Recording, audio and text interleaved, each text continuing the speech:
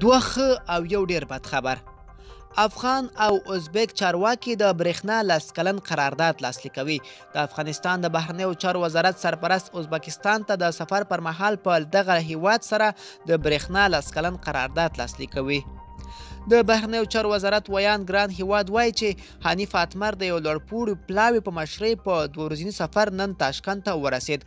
هغه زیاته کړې چې نوموړي سره به په دې سفر کې د سوداګرۍ او صنعت او د ترانسپورت سرپرست وزیر، د برېښنا شرکت رئیس، د اوسپنې ادارې رئیس، د ولسمشر د دفتر رئیس، شاکر کارګر او یو شمېر نور چارواکي ملتیا کوي.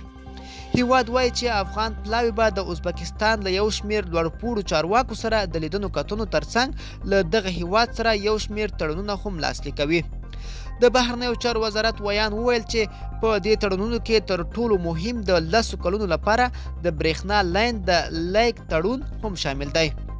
دی وایي چې د دې ترڅنګ به له ازبکستان سره د سوداګرۍ، فرهنګ او ګمرکونو په برخو کې نور تړونونه هم لاسلیک شي.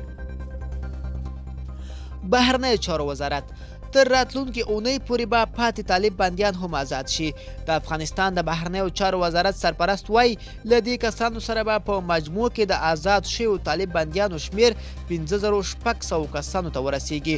خو د نوموړي په وینا د دولت اصول دا دي چې افغانستان یو خپلواک او متحد هیواد وي، ځمکنۍ بشپړتیا ولري او حکومت یې د دیموکراسۍ تمثیل وکړي.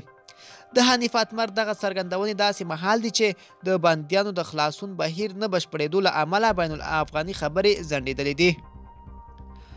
عباس ستانکزی: طالبانو راتلونکي اونۍ د بین الافغاني مذاکراتو پیلېدو په اړه د عبدالله خبره رد کړه.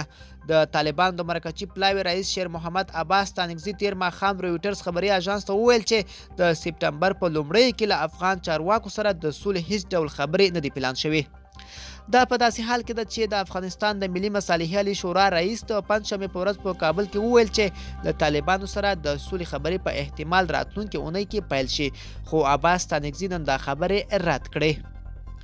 ملګرو، دا به زموږ چمتو شوی ویډیو د لا ښکلي ویډیوګانو لپاره زموږ چینل سبسکرایب کړئ او تر بلې ویډیو ښه وخت.